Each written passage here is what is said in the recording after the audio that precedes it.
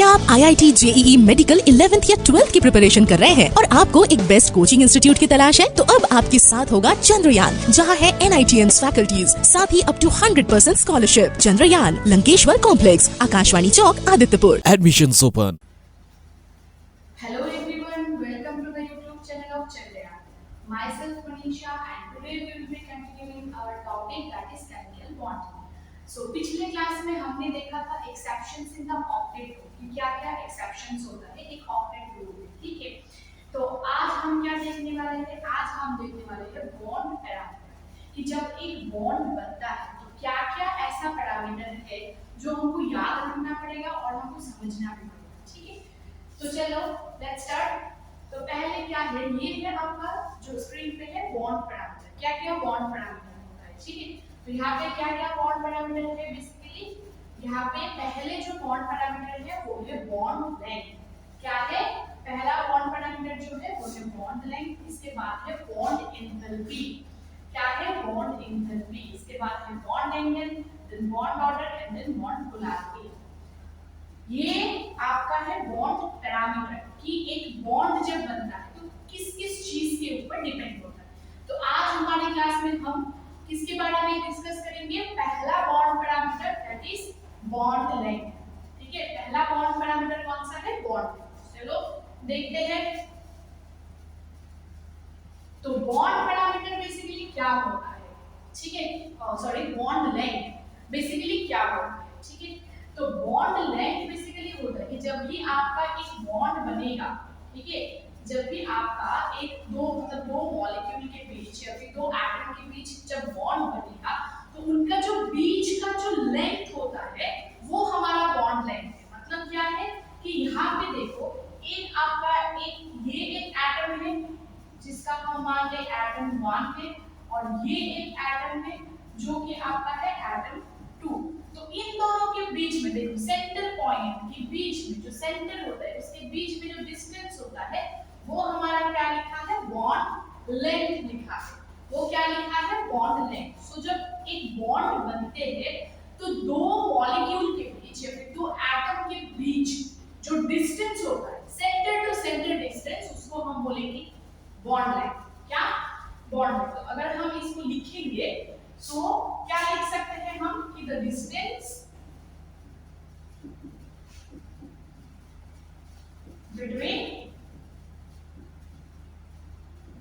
between the center of the two bonded atom, ठीक है? मतलब दो बॉन्डेड एटम के बीच में जो सेंटर होता है वो दो सेंटर के बीच में डिस्टेंस को हम क्या बोलेंगे? बॉन्ड लेंथ बोलेंगे। तो वो बॉन्ड लेंथ क्या होता है कि वो बॉन्ड लेंथ जो है वो मतलब जैसे कि हम जानते थे कि कोवलेंट बॉन्ड का क्या मतलब क्या क्या टाइप होता है? एक सिंगल बॉन्ड होता है, एक डबल बॉन्ड होता है, ट्रिपल बॉन्ड होता है, ठीक है? तो वो बॉन्ड लेंथ उसके जो सिंगल डबल ट्रिपल के मतलब हिसाब से भी चेंज होता रहता है, ठीक है? तो उसका एक कंपैरेटिव क्यूमुलेशन जैसे कि यहाँ पे है, यहाँ पे बॉन्ड लेंथ क्या दिया है? यहाँ पे क्या है कि एक होता है हाइड्रोजन, एक हाइड्रोजन और इस हाइड्रोजन के बीच में जो बॉन्ड है वो ये हाइड्रोजन एटम और दूसरा हाइड्रोजन एटम के बीच में जो सेंटर होता है उन दोनों के बीच में डिस्टेंस क्या है? 0.74 एंगस्ट्रॉम होता है, ठीक है? दो क्लोरीन के बीच में डिस्टेंस होता है 1.99 एंगस्ट्रॉम एंड H और Cl के बीच में डिस्टेंस होता है 1.27 एंगस्ट्रॉम। वो क्या है? Bond length. समझ आया बात? वो क्या है? Bond length.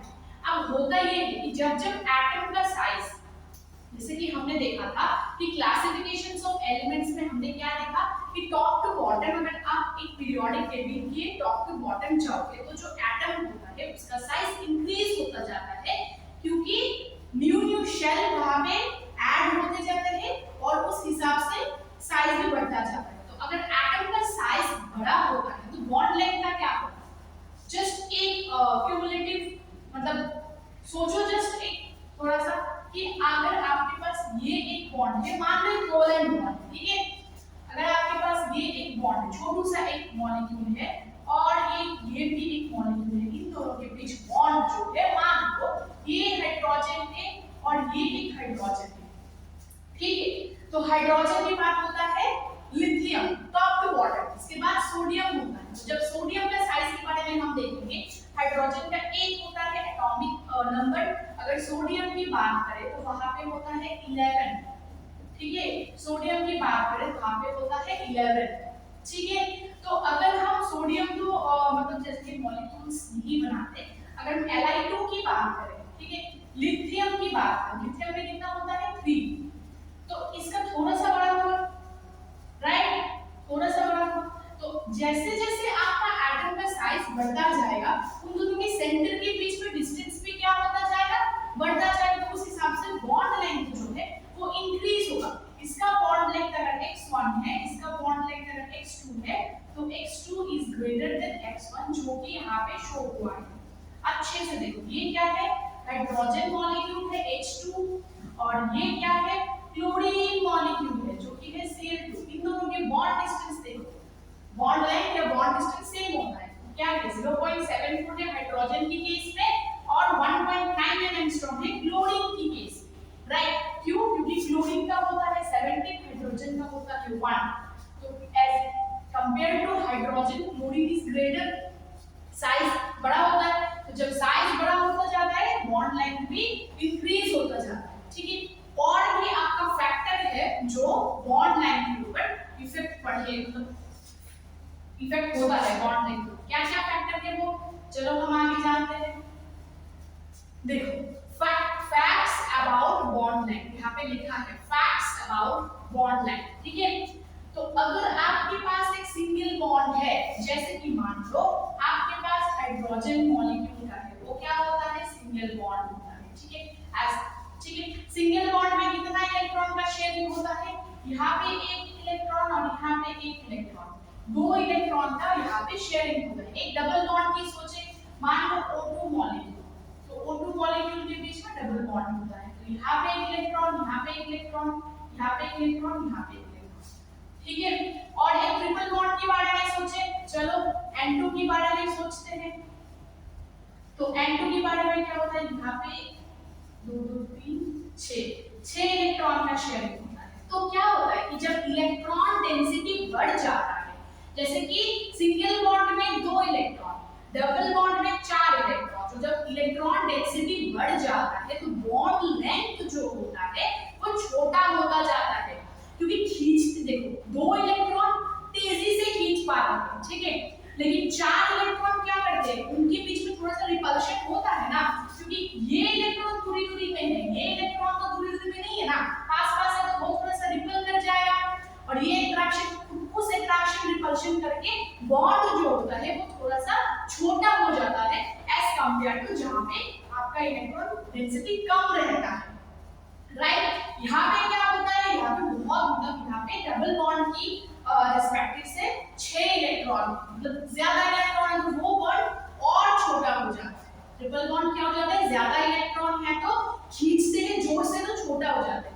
यहाँ पे 2 इलेक्ट्रॉन है तो वो जो खींचना होता है वो कम होता है। यहाँ पे 4 इलेक्ट्रॉन है, 4 इलेक्ट्रॉन जब खींचेगा तो बहुत तेजी से खींचेगा, तो खींचने से, अगर खींचना कैसा होता है, ऐसा दोनों तरफ से, तो बॉन्ड क्या, अगर खींचते हैं अट्रैक्शन ज्यादा होता है तो हम क्या जानते हैं, छोटा हो जाता है, साइज भी छोटा हो जाता है, अट्रैक्शन ज्यादा होते हैं। और यहाँ पे क्या है, यहाँ पे आपका 6 इलेक्ट्रॉन है, ठीक है, तो 6 इलेक्ट्रॉन और तेजी से खींचेंगे, तो इस वजह से क्या होता है, जो हमारा सिंगल बॉन्ड होता है, सिंगल बॉन्ड का जो डिस्टेंस होता है वो सबसे ज्यादा होता है देन डबल बॉन्ड का डिस्टेंस होता है, ठीक है, और उसके बाद होता है आपका ट्रिपल बॉन्ड का डिस्टेंस। तो अगर आपको बोले कि बॉन्ड लेंथ के हिसाब से अरेंज करो सिंगल डबल ट्रिपल, ठीक है, तो सबसे बड़ा बॉन्ड लेंथ किसका होता है, सिंगल बॉन्ड का, देन डबल बॉन्ड का, देन ट्रिपल बॉन्ड का। देखो साइज में देखो, इसका जो रिप्रेजेंटेशन है बहुत बड़ा है, इसका थोड़ा सा छोटा, इसका और भी छोटा, ठीक है। तो ये है आपका सिंगल, डबल और ट्रिपल बॉन्ड की बात हम कर लिए, ठीक है। अब क्या आएगा, अब आएगा आपका बॉन्ड लेंथ में, पॉज करके लिख लेना, ठीक है। अब क्या आएगा आपका, जैसे कि कितना सारा बॉन्ड होता है, बहुत सारा बॉन्ड होता है, राइट।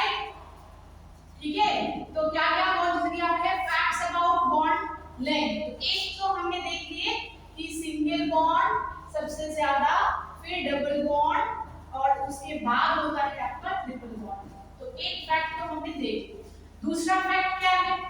दूसरा फैक्ट है आपका कि मान लो आपके पास क्या है, दो इक्वल, जैसे कि मान लो हाइड्रोजन है और हाइड्रोजन है, ठीक है, इन दोनों के बीच में क्या है, बॉन्ड है। कैसा बॉन्ड है? कोवलेंट बॉन्ड है, दोनों सेम सेम एटम है। तो इसका जो सेंटर से डिस्टेंस होगा और इसका जो सेंटर से डिस्टेंस होगा वो क्या होगा, ये r1 अगर मान ले कि r1 है और ये r2 है, तो जो r1 is equals to r2 हो जाएगा, क्योंकि दोनों क्या है हमारा, दोनों हाइड्रोजन एटम है, दोनों सेम मतलब एलिमेंट है, तो साइज सेम होगा।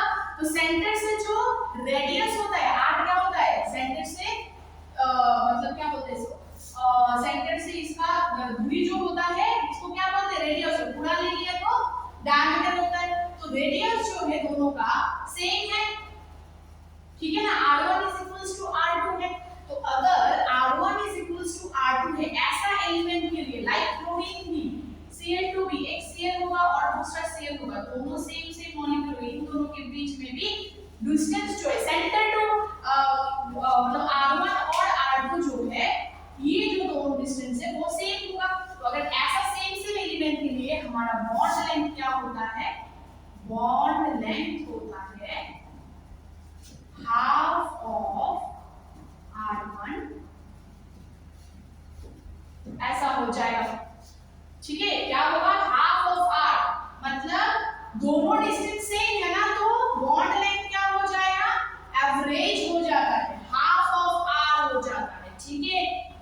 समझ आया बात, मतलब ये क्या है, सेम एलिमेंट के लिए है, सेम टाइप ऑफ एलिमेंट के लिए, ठीक है, बॉन्ड लेंथ हो गया है। तो दूसरा फैक्टर भी हमने देख लिया यहाँ पे। तीसरा फैक्टर क्या है, तीसरा फैक्टर है यहाँ पे देखो, नोट देके एक लाइन लिखा है, ठीक है, नोट देके एक लाइन लिखा है जहाँ पे r1 is not equal to r2। अगर आपका H और Cl के बीच में है बॉन्ड, तो ये दोनों बॉन्ड में r1 जो है और r2 जो होगा वो सेम नहीं होगा, क्योंकि ये हाइड्रोजन है छोटा सा मॉलिक्यूल और ये जो क्लोरीन होगा वो बड़ा सा मॉलिक्यूल होगा, तो दोनों में जो r1 और r2 के रेडियस वो सेम नहीं होगा। उस केस में हम बॉन्ड लेंथ कैसे फाइंड करेंगे, हम बॉन्ड लेंथ फाइंड करेंगे ये वाली फार्मूला से, rx plus ry, rx plus ry मतलब r1 plus r2, ठीक है, r1 plus r2 minus 0.09 into En का मतलब होता है इलेक्ट्रोनेगेटिविटी, ठीक है, electronegativity of x minus electronegativity of y। ये जो En of x and En of y है, अगर आपको एक पॉली एटॉमिक मॉलिक्यूल दिया है, पॉली एटॉमिक मतलब सेम एटम नहीं है, मतलब अलग-अलग एटम है वहां पे, क्या है, एक हाइड्रोजन है एक क्लोरीन है, तो उस केस में आपको जो इलेक्ट्रोनेगेटिविटी होता है हाइड्रोजन का एंड क्लोरीन का, दोनों का वैल्यू आपके पास गिवन रहेगा to find the bond length. समझ आया बात, to find the bond length क्या होगा, क्योंकि आपको नहीं पता होगा कि इलेक्ट्रोनेगेटिविटी हाइड्रोजन का यहाँ पे कितना है और क्लोरीन का कितना है, उस केस में दिया रहेगा तो हमको बस ये फार्मूला याद रखना है, rx plus ry minus 0.09 into this। तो दूसरा फैक्टर अगर हम यहाँ पे लिखे समझ करके कि अगर हमारे पास r1 is equals to r2 है, तो बॉन्ड लेंथ क्या हो जाएगा, हाफ ऑफ r हो जाएगा, ठीक है। और तीसरा क्या है, अगर r1 not equals to r2 है, तो बॉन्ड लेंथ हमारा क्या हो जाएगा, r1 plus r2 minus 0.09 into En1 minus En2, ठीक है। En1 minus En2 मतलब क्या होता है, इलेक्ट्रोनेगेटिविटी 1 minus इलेक्ट्रोनेगेटिविटी 2, दो मॉलिक्यूल है तो उस हिसाब से करना है, ठीक है। तो बॉन्ड लेंथ में जो फैक्ट्स होता है कि एक होता है सिंगल बॉन्ड का, एक अगर r1 r2 सेम हो गया इसका, और अगर r1 not equals to r2 हुआ तो उसका, ठीक है। तो ये क्लियर है पूरा, वेरी गुड।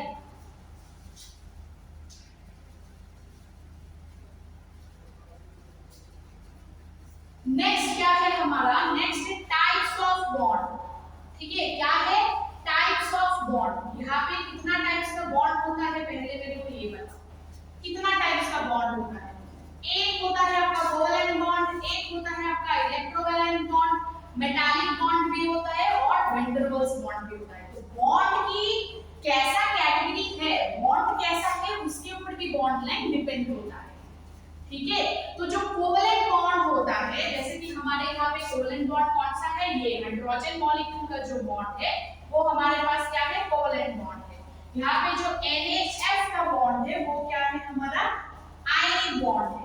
यहाँ पे जो एक सिचुएशंस दिया है वो एक वैन डर वाल्स बॉन्ड है और यहाँ पे जो सिचुएशंस दिया है वो आपका मेटालिक बॉन्ड है। ठीक है, तो चलो एक एक करके देखते हैं। पहले जो यहाँ पे चल रहा है वो पहले देखो। यहाँ पे जो मेटालिक बॉन्ड होता है, मेटालिक बॉन्ड आपका किसमें लिखा जाएगा, मेटालिक जो बॉन्ड है वो आपको मिलेगा जैसे कि वैन डर वाल्स बॉन्ड आपको कहाँ पे दिखने को मिलेगा, वैन डर वाल्स बॉन्ड मिलेगा आपको इनर गैस, नोबल गैस जो होता है उसमें नॉन बॉन्डेड सिचुएशन। देखो यहाँ पे जो वैन डर वाल्स बॉन्ड है, यहाँ पे क्या है कि वो ऐसी कोई बाउंड्री नहीं है कि जुड़ा हुआ है, वो नॉन बॉन्डेड कंडीशन है। नॉन बॉन्डेड मतलब बॉन्ड नहीं होता है, ठीक है, वैसे बस एक अट्रैक्शन फील होता है, वही वैन डर वाल्स बहुत वीक होता है वो वाला बॉन्ड। ठीक है, बस एक मान लो कि लेयर, एक लेयर से दूसरा लेयर का, लाइक ग्राफाइट का जो स्ट्रक्चर होता है, ग्राफाइट का स्ट्रक्चर में क्या होता है कि एक लेयर दूसरे लेयर से डॉटेड लाइन की जैसा, डॉटेड लाइन की द्वारा एक लेयर दूसरे लेयर के साथ बॉन्डेड सिचुएशन में है। ठीक है, तो वो जो बॉन्ड, वो जो एक अट्रैक्शन एक लेयर दूसरे लेयर की तरफ फील करता है उसको हम वैन डर वाल्स अट्रैक्शन बोलते हैं। ठीक है, तो वो वाला जो नॉन बॉन्डेड, कोई बाउंड्री नहीं है, कोई शेयरिंग नहीं है, कोई ट्रांसफर नहीं है, वैसा वाला बॉन्ड को हम बोलेंगे क्या बोलेंगे, van der Waals. Electrovalent bond या आयनिक बॉन्ड आपको पता है, जैसे कि यहाँ पे है सोडियम एंड फ्लोरीन के बीच में। ठीक है, वहां पे एक कैटायन होता है और एक एनायन होता है। जो कोवैलेंट बॉन्ड है वो आपके पास यहाँ पे दिया है हाइड्रोजन मॉलिक्यूल, वहां पे क्या होता है कि शेयरिंग ऑफ इलेक्ट्रॉन होता है। और जो मेटालिक बॉन्ड होता है वो मेटल के बीच में, क्रिस्टल स्ट्रक्चर के बीच में हमको देखने को मिलता है कि एक लेयर है, जैसे कि यहाँ पे है, देखो ये एक स्ट्रक्चर होता है जिसको हम एक क्रिस्टल फॉर्म, क्रिस्टलाइन स्ट्रक्चर बोलते हैं, क्रिस्टल स्ट्रक्चर बोलते हैं। मतलब क्या है कि मेटल का, मेटालिक मतलब कहां से आया, मेटल से, तो इसका एक डेफिनिट शेप एंड स्ट्रक्चर होते हैं। ठीक है, तो वो वाला जो मेटल के अंदर में एक एक पार्टिकल जो फील करता है, एक एक पार्टिकल एक दूसरे पार्टिकल्स के साथ, एक मेटल में, एक एलिमेंट में, एक एटम में बहुत सारा पार्टिकल होता है। ठीक है, तो एक दूसरे के साथ जो एक अट्रैक्शन, जो एक फील करता है उसको हम बोलेंगे मेटालिक बॉन्ड, जो कि होता है ऐसे। ठीक है, ऐसे मतलब क्यों ये है, क्योंकि ये जो एक क्रिस्टल स्ट्रक्चर है, अभी के लिए आपको वो बहुत सारा क्रिस्टल स्ट्रक्चर होता है, simple cubic, then BCC body centre cubic, ऐसे बहुत सारा स्ट्रक्चर होते हैं। तो उस क्रिस्टल, एक क्रिस्टल स्ट्रक्चर मतलब होता है कि डेफिनेट शेप होता है उसका। तो उस शेप में एक पार्टिकल दूसरे पार्टिकल के तरफ जो एक अट्रैक्शन फील करते हैं वहां को, मतलब उसको क्या बोलते हैं हम, मेटालिक। ठीक है, तो इतना क्लियर है। अभी क्या देखते हैं हम, अभी देखते हैं कि ये जो आपका टाइप है, इस मतलब एक 4 टाइप का बॉन्ड होता है यहाँ पे, मेटालिक बॉन्ड हो गया, फिर आयनिक बॉन्ड, फिर कोवैलेंट बॉन्ड, फिर वैन डर वाल्स बॉन्ड। ठीक है, तो इस बॉन्ड में बॉन्ड लेंथ कैसे इफेक्ट करते हैं। ठीक है, तो बेसिकली अगर हम इसको सिंपल तरीके से देखें, ये वाला जो बॉन्ड है, जो मेटालिक बॉन्ड है, उसका जो शेप होता है, मतलब जो दो मेटल के शेप वो इक्वल होता है। ठीक है, मतलब ऐसा होगा, देखो दोनों वॉल्स जो है यहाँ पे पार्टिकल का शेप सेम है। ठीक है, मेटालिक और मेटल के अंदर होगा, मेटल के अंदर एक सेम तरीके का पार्टिकल आएगा, उसका साइज भी सेम होगा। तो यहाँ पे क्या है, सेम टाइप ऑफ वॉल है, तो ऐसे करके जुड़ा हुआ है। ये वाला पोर्शन जुड़ा नहीं हुआ है, तो ऐसे करके जुड़ा रहेगा। तो इसके सेंटर के बीच में जो R1 होगा और इसके सेंटर के बीच में जो R2 होगा, ये होगा इनका बॉन्ड डिस्टेंस। यहाँ से यहाँ तक जो होगा ये होगा इसका बॉन्ड डिस्टेंस या बॉन्ड लेंथ। ठीक है, क्या होगा, बॉन्ड लेंथ। ठीक है, देखो चारों में ड्रॉ कर रही हूँ। यहाँ पे क्या है, आयनिक बॉन्ड है। ठीक है, तो यहाँ पे आयनिक बॉन्ड में क्या होता है कि एक Na जो छोड़ने से क्या हो जाता है, इसका एक शेल गायब हो जाता है, हमने आयनिक बॉन्ड में देखा, और वो शेल जाके जुड़ जाता है फ्लोरीन पे या क्लोरीन पे, ठीक है। तो क्या होता है, जो एनायन होता है इलेक्ट्रॉन लेते तो उसका साइज बड़ा होता है, और जो कैटायन होता है उसका साइज छोटा होता है। तो यहाँ पे जो बॉन्ड बनेगा वो ऐसा होगा, एक Na और एक होगा आपका मतलब F का साइज ज्यादा है, Na का साइज कम होगा, तो इन दोनों के बीच में जो डिस्टेंस वो है आपका इसका बॉन्ड लेंथ, राइट। अब आप इसमें जो है कोवेलेंट बॉन्ड क्या है, दोनों हाइड्रोजन मॉलिक्यूल, ठीक है। यहाँ पे एक हाइड्रोजन मॉलिक्यूल और यहाँ पे एक हाइड्रोजन मॉलिक्यूल, मतलब कोवेलेंट बॉन्ड में क्या होता है, कोवेलेंट बॉन्ड में आपको शेयरिंग होता है, ठीक है। तो अगर शेयरिंग को रिप्रेजेंट करना चाहते हैं तो हम कैसे रिप्रेजेंट कर सकते हैं, ये हाइड्रोजन और ये हाइड्रोजन, तो इन दोनों के ये यहाँ पे सेंटर दो डिस्टेंस है, उसको हम बोलेंगे बॉन्ड लेंथ। तो ये वाला जगह कॉमन है इनका, यहाँ पे शेयरिंग हुआ है, राइट। और ये क्या है, नॉन बॉन्डेड सिचुएशन है, जो कि एक इनर्ट गैस है, नोबल गैस में हमको देखने को मिलता है, ठीक है। तो ये क्या है कि यहाँ पे एक मॉलिक्यूल होगा, यहाँ पे एक मॉलिक्यूल होगा, तो इसका यहाँ पे एक सेंटर, यहाँ पे एक सेंटर, नॉन बॉन्डेड, बॉन्डेड नहीं होगा, तो ये जो दो सेंटर के बीच में डिस्टेंस होगा वो होगा इसका बॉन्ड लेंथ, ठीक है। अब जो ये चारों डायग्राम है, चारों डायग्राम से हमको क्या पता चलता है, जो हमारा ये वैन डेर वाल्स बॉन्ड है, इस वाले बॉन्ड का जो बॉन्ड लेंथ है वो क्या है, सबसे ज्यादा होगा, क्योंकि नॉन बॉन्डेड कंडीशन में तो इसका सेंटर और इसके सेंटर के बीच वाले डिस्टेंस को हम बॉन्ड लेंथ बोलते हैं। तो जो आपका R ऑफ VWR मतलब वैन डेर वाल्स बॉन्ड, ठीक है। तो वैन डेर वाल्स बॉन्ड का जो रेडियस होता है वो सबसे ज्यादा होता है, मतलब इसका बॉन्ड लेंथ जो है वो सबसे ज्यादा होगा। देन सबसे ज्यादा किसका होगा, वैन डेर वाल्स बॉन्ड्स के बाद वाला जो होगा डिस्टेंस वो होगा आयनिक। देखो क्योंकि आयनिक में क्या होता है, एक आपका छोटा होता है, एक आपका बड़ा वाला मॉलिक्यूल होता है, तो जो बड़ा वाला मॉलिक्यूल है उसका तो रेडियस बढ़ जाता है, तो डिस्टेंस भी बढ़ गया, ठीक है। तो वैन डेर वाल्स के बाद आएगा आपके पास कौन सा, वैन डेर वाल्स के बाद आएगा आपके पास आयनिक बॉन्ड, मतलब आयनिक बॉन्ड। इसके बाद क्या आएगा, मेटालिक और आपका कोवेलेंट बचा। तो कोवेलेंट जो है इसके मतलब बीच में एक शेयरिंग वाला पॉइंट होता है, तो उसके रीजन से कम हो जाता है बॉन्ड लेंथ, क्योंकि शेयरिंग है तो छोटा, मतलब दोनों सेम एलिमेंट है तो छोटा हो जाएगा। दोनों अगर आपका डिफरेंट एलिमेंट भी होगा तो भी इन दोनों के बीच में शेयर वाला पोर्शन आता है, कॉमन वाला पोर्शन आता है, तो वहां पे क्या हो जाता है, डिस्टेंस छोटा हो जाएगा, क्योंकि वो जगह तो कॉमन हो गया, ठीक है ना। तो दोनों में से कौन सा होगा, ये दोनों देखो दोनों सेम, तो इसका डिस्टेंस ज्यादा है then that of covalent bond. तो मेटालिक बॉन्ड मतलब Rm हो जाएगा और इसके बाद होगा Rc कोवेलेंट बॉन्ड। तो ये होगा बॉन्ड डिस्टेंस या बॉन्ड लेंथ का trend of different kinds of bond. सबसे ज्यादा होगा वैन डेर वाल्स, क्योंकि ये नॉन बॉन्डेड कंडीशन में सबसे ज्यादा होगा, देखो इसका डिस्टेंस। देन आयनिक भी एक बड़ा है एक छोटा है, तो इसका डिस्टेंस इससे थोड़ा सा कम है।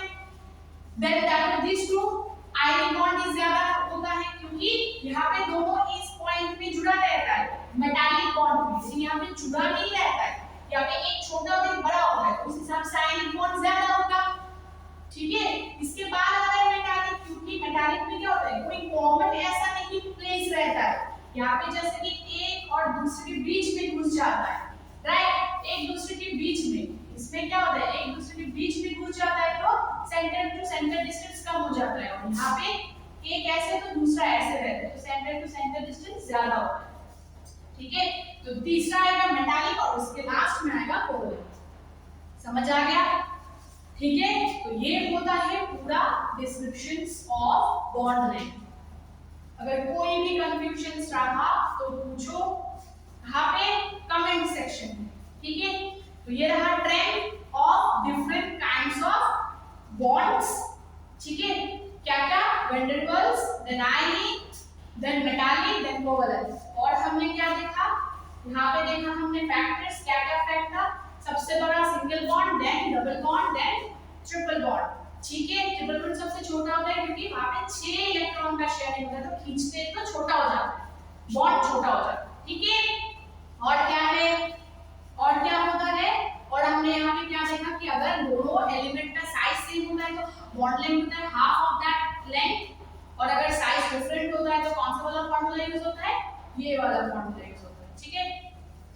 ये वाला फॉर्मूला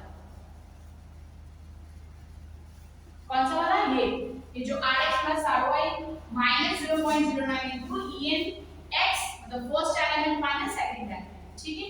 तो ये रहा पूरा हमारा बॉन्ड लेंथ का पूरा एक्सप्लेनेशन, ठीक है। यहाँ पे था types of bond length, types of bond length कितना होता है, तो चार बॉन्ड लेंथ हमने देखा, van der Waals, then ionic, then yes very good metallic and then covalent, ठीक है। तो अगले क्लास में हम क्या देखेंगे, अगले क्लास में हमको देखना है कि हमने अभी तक क्या देखे थे, बॉन्ड लेंथ देखा, तो अभी देखेंगे कि बॉन्ड एंथैल्पी क्या होता है, ठीक है। तो बॉन्ड लेंथ के हिसाब से कोई भी दिक्कत, कोई भी प्रॉब्लम है तो ping on the comment sections. आज के लिए इतना ही, टाटा एंड थैंक यू।